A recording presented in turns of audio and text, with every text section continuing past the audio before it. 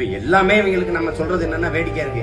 பூச்சி செத்தா என்ன, காக்கை செத்தா என்ன, குருவி செத்தா என்ன, வண்டு செத்தா என்ன, மான் செத்தா என்ன, மைனா செத்தா என்ன, அதெல்லாம் செத்தால் நாம் செத்துருவோம். அதான் சத்தியம். ஆல்பர்ட் ஐன்ஸ்டீன் என்ன சொல்றான்? தேனீக்கள் மட்டும் இல்லை என்றால், தேனீக்கள் மட்டும் இல்லை என்றால் 4 ஆண்டுகள் கூட மானுடைய இனம் இருக்காது. மனிதன் இருக்க மாட்டான், செத்துருவான். ஏன்? அவ்வளவு பெரிய உயிர் சூழலை உருவாக்குது, உயிர் பெருக்கத்தை உண்டாக்குது.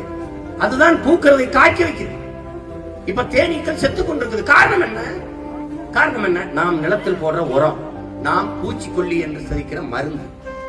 இங்க இருந்து இங்க பாருங்க, மதுவை குடித்தவன் சரியாக வீட்டுக்கு செல்ல முடியாமல் வழியில் எப்படி தள்ளாடி மயங்கி தெருவில் விழுந்து கிடக்கிறானோ, அதை போல ஒரு ராணி தேனி கட்டளையிடுது, போய் தேனை எடுத்துட்டு வாங்க.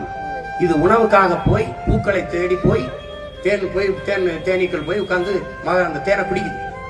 அது குடிக்கிற போற வரைக்கும் சரியா இருக்குது. தேனை குடிச்ச பிறகு தேனா இல்லாம விஷமா இருக்கு. ஏன்னா நீங்க தெளிச்ச பூச்சி மருந்து.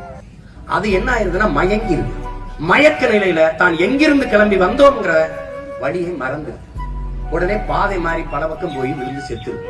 எல்லா பூச்சிகளும் செத்த பிறகு ராணி தேனி காத்திருந்து அதுவும் செத்துரும். தேனீக்கள் அழியுது. இப்ப தேனீக்கள் அழிந்து விட்டால் உயிர் பெருக்கம் இருக்காது, உற்பத்தி பெருக்கம் இருக்காது. செடியா பூக்கும், தக்காளியா பூக்கும், கத்திரிக்காயா பூக்கும், வெண்டைக்காயா பூக்கும், காய்க்காது. அப்ப உற்பத்தி இல்லாத போது உணவு பஞ்சம். உணவு பஞ்சம் இருந்தால் நீ கையேந்து. இதுதான் இருக்கிற பேராபத்து.